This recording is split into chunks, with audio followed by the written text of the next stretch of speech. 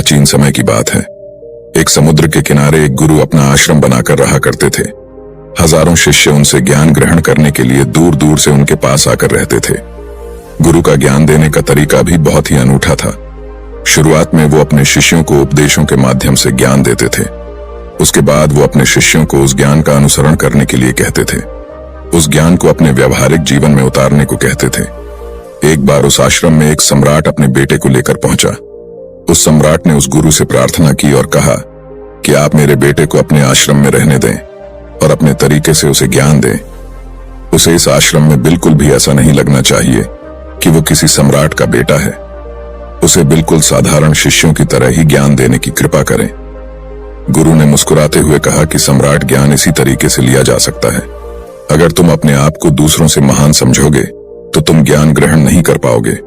अगर तुम्हें ज्ञान ग्रहण करना है तो तुम्हें दूसरों की तरह अपने आप को साधारण समझना होगा।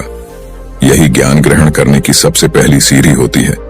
तुम निश्चिंत रहो, आज से तुम्हारे बेटे की जिम्मेदारी मेरे कंधों पर है।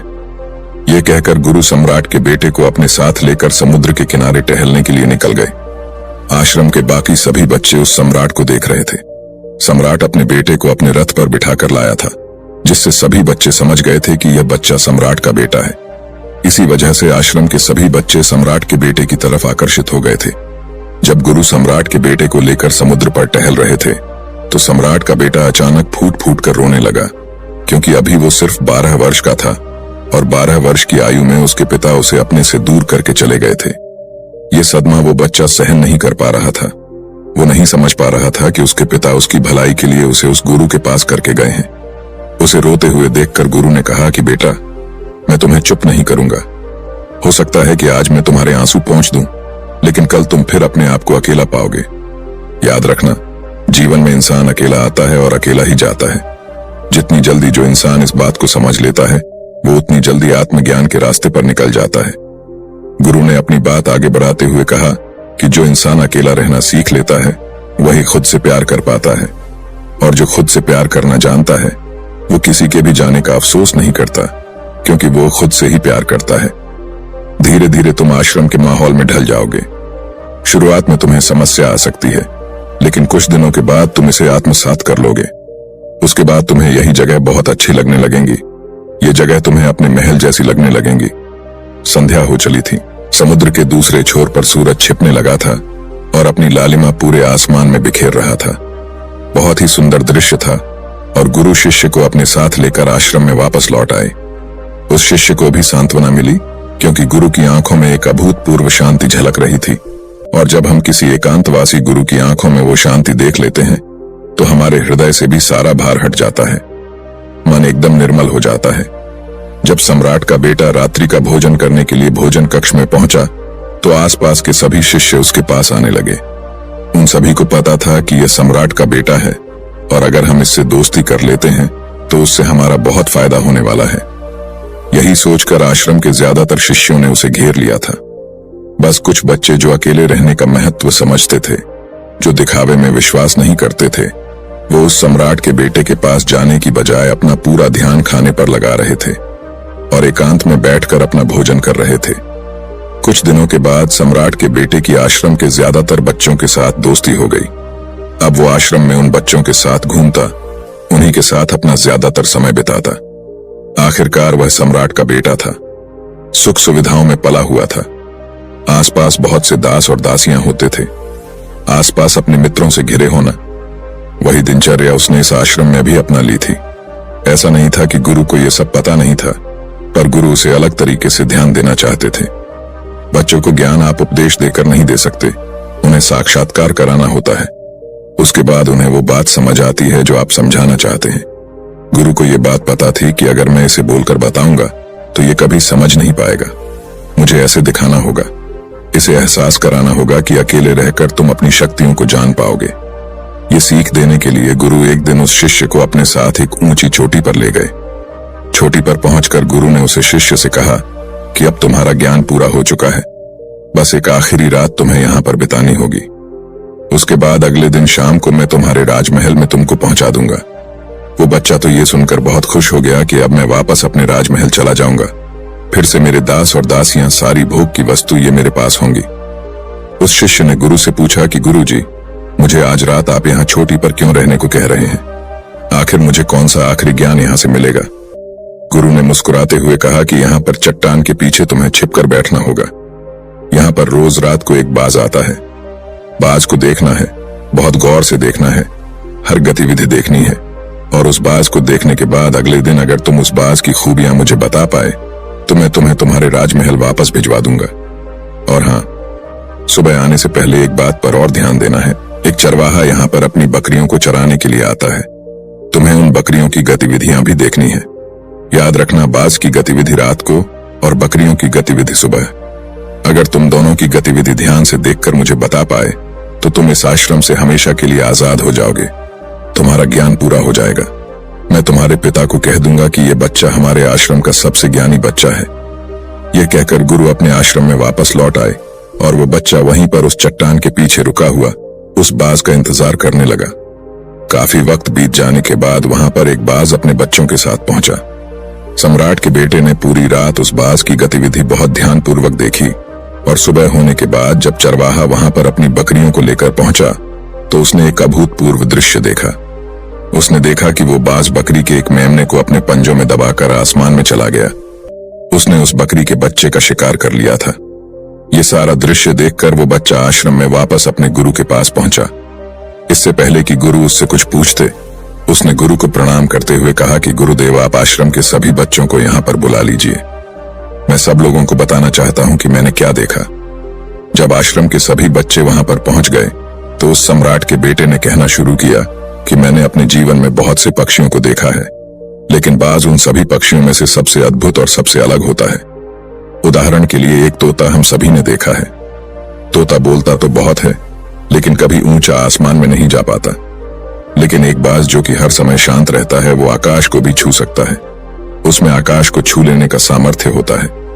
जब भी एक बाज अपने शिकार को निश्चित कर लेता है तो वह उसी शिकार पर अपनी नजरें लगाए रहता है, चाहे वो कितनी भी ऊंचाई पर क्यों ना हो, चाहे कितना भी खतरनाक तूफान क्यों ना आ जाए, लेकिन उसकी नजर हमेशा अपने लक्ष्य पर स्थिर रहती है। आज सुबह जिस बाज को मैंने देखा, उसने हर बकरी को अपना शिकार नहीं बनाया, बल्कि उस बकरी के झुंड में से उसने उस बकरी के मेमने को अपना शिकार बनाया। पहली बात, उस बाज की तरह हमें भी अपना ध्यान अपने एक ही लक्ष्य पर स्थिर रखना चाहिए, चाहे कितनी भी रुकावट क्यों ना आए। हमें अपना लक्ष्य स्पष्ट दिखाई देना चाहिए, पर पूरी एकाग्रता के साथ ध्यान देना चाहिए। तीसरी बात जो मैंने उस बाज से सीखी और जो हम सभी को सीखनी चाहिए, वह यह है कि बाज कभी भी दूसरे पक्षी के साथ नहीं रहता। वो हमेशा आकाश में अकेला रहता है। इससे हमें यह सीख लेनी चाहिए कि हमें कभी भी छोटी सोच वाले लोगों के साथ नहीं रहना चाहिए। आखिरकार हम भी वही बन जाते हैं जिनके साथ हम रहते हैं। इसीलिए या तो महान सोच वालों के साथ रहो या फिर अकेले, क्योंकि जब हम अकेले रहते हैं तभी हम खुद की ताकत और खुद की कमजोरियों को जान पाते हैं। कमजोरियों को जानकर उनको दूर कर सकते हैं और अपनी ताकत को जानकर उसका सही इस्तेमाल कर सकते हैं। लेकिन वो तभी संभव होगा जब हम अकेले रहना सीखेंगे। चौथी सीख जो हमें एक बाज से लेनी चाहिए कि एक बाज हमेशा अपनी सीमाओं से ऊपर रहता है। जब तूफान आता है तो हर एक पक्षी अपने घोंसले की तरफ भागता है, खुद को छुपाने की जगह ढूंढता है, लेकिन बाज ऐसा कुछ भी नहीं करता। वो खुद की सीमाओं को हटाकर बादलों से भी ऊपर जाने का प्रयास करता है। हवाएं उसे धक्का मारती है, पंख उसके भारी हो जाते हैं, पानी और धूल की वजह से कुछ दिखाई नहीं देता, लेकिन वो फिर भी आसमान की तरफ जाता रहता है और अंततः बादलों से भी ऊपर निकल जाता है और वहां तब तक ऊपर जाता रहता है जब तक मौसम ठीक नहीं हो जाता। अपनी सीमाओं को सिर्फ इसलिए हटा पाता है क्योंकि वो समस्या के आने पर उससे घबराता नहीं है, उसे डर कर बचने का प्रयास नहीं करता, बल्कि एक सकारात्मक नजरिए के साथ उसका सामना करता है। जीवन में चाहे कितनी भी रुकावटें क्यों ना आए, हमें उन रुकावटों को हराना चाहिए, न कि उनसे डर कर कहीं छुप कर बैठना चाहिए। बहादुर तो वो लोग होते हैं जो तूफानों से टकरा जाते हैं, कायर तो अपने घर में, अपने घोंसले में, अपनी जगह में आराम से बैठ जाते हैं। पांचवी बात जो हमें एक बाज से सीखनी चाहिए कि बाज कभी भी अपने घोंसले में घास के कोमल तिनके नहीं रखता। जो तिनके कोमल होते जाते हैं वो उन्हें निकालकर फेंकता रहता है। उसी तरह चाहे कितनी भी आरामदायक जिंदगी आपको मिली हो, लेकिन उस आराम से ऊपर उठकर अपने आलस्य को हटाकर जीवन में मेहनत करते रहना चाहिए। जीवन में पसीना बहाना चाहिए, शारीरिक मेहनत करनी चाहिए। अपने घोंसले से कोमल तिनके उठाकर फेंक दो और आज ही अपने आलस्य को हटाकर निकलो। हर दिन अपने आप को चुनौतियां दो। हर दिन मुश्किलों का सामना करो, क्योंकि वही मुश्किलें तुम्हें मजबूत बनाएंगी। जंगल के राजा शेर को भी झुंड बनाकर शिकार करते हुए देखा जा सकता है, लेकिन बाज हमेशा अकेला शिकार करता है, क्योंकि वो जानता है कि झुंड में रहना हौसला तो देती है मगर साहस छीन लेती है। आदमी को हमेशा अकेले ही आगे जाना होता है। यही कारण होता है कि वो जल, थल और नभ सभी जगहों पर अपने शिकार का परचम लहरा सकता है। बाज की उम्र लगभग 70 साल की होती है, लेकिन 40 साल में ही उसका शरीर पुराना हो जाता है। नाखून उसके पैरों में धंसने लगते हैं, पंख उसके शरीर में चिपक जाते हैं, उसकी चोंच खराब हो जाती है, उसका शरीर भारी हो जाता है। ऐसी स्थिति में शिकार करना तो क्या, जीने की भी हालत नहीं रहती उसकी। ऐसे में उसके पास सिर्फ 2 विकल्प होते हैं। पहला, या तो वह खुद की इस अवस्था को स्वीकार कर ले और भूखा प्यासा मर जाए, किसी दूसरे जानवर का शिकार बन जाए, और दूसरा विकल्प यह होता है कि वो 6 महीने एक बहुत ही दर्दनाक प्रक्रिया से गुजरे और खुद को फिर से पहले जैसा मजबूत बना ले। लेकिन बाज दूसरा विकल्प चुनता है। इसके लिए वो खुद को एक बहुत ही ऊंचे चोटी पर ले जाता है, जहां वह पहले अपने सारे पंख खींच खींच कर निकालता है और फिर चट्टान पर पैर मार मार कर अपने पंजे को उतर देता है। उसके बाद उसी चट्टान पर अपनी चोंच को पटक पटक कर पुराना हिस्सा निकाल देता है और इस लहूलुहान अवस्था में खुद को दूसरे जानवरों से छुपाता फिरता है।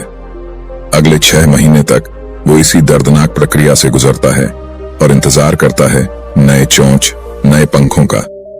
तब फिर वो अपनी नई जिंदगी शुरू करता है और निकल जाता है अपने शिकार पर और अगले 30 सालों तक फिर से राज करता है। इसीलिए समय आने पर हमें भी अपनी पुरानी आदतों को त्यागना होता है और कुछ नया सीखना होता है। समय के साथ बदलना होता है, अपने आप को तैयार करना है, वरना हमारा भी शिकार हो सकता है, हम भी पीछे रह सकते हैं। इसके बाद सम्राट के बेटे ने बकरी की विशेषता बताते हुए कहा कि बकरी हमेशा झुंड में चलती है। उन्हें झुंड में एक साथ चलने से हिम्मत मिलती है, लेकिन जैसे ही उन पर शिकार होता है वैसे ही वो बकरियां तितर बितर हो जाती। उस पूरी बकरियों में से एक भी बकरी अपने साथी की मदद करने के लिए वापस नहीं लौटती। इससे हमें यह सीख मिलती है कि हमारे साथ कितने भी लोग हो, किसी पर भी यकीन नहीं करना। यकीन करना तो खुद पर करना, क्योंकि बुरा समय आने पर वो बकरी तितर बितर हो जाएगी, आपको पता ही नहीं चल पाएगा।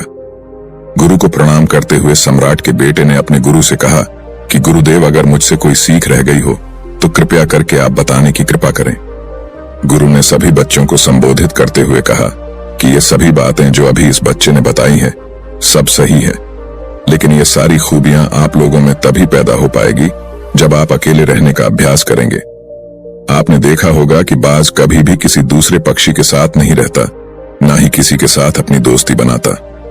वो आसमान में अकेला रहता है और अकेला रहने की वजह से वो अपनी ताकत और अपनी कमजोरियों को जान पाता है। इसके बाद गुरु ने अपनी बात खत्म करते हुए कहा कि मैं आज रात इस सम्राट के बेटे को इसके राजमहल में पहुंचाने के लिए जा रहा हूं, क्योंकि इसकी सीख यहां पर पूरी हो गई है। और यह कहकर गुरु उस सम्राट के बेटे को राजमहल की तरफ ले जाते हैं। तो दोस्तों, ये थी आज की कहानी। तो वीडियो को लाइक करके अनजाना पथ चैनल को सब्सक्राइब करें और कमेंट बॉक्स में नमो बुद्धाय जरूर लिखें। और दोस्तों, आपका जो भी सवाल है वो आप इस वीडियो में पूछ सकते हैं।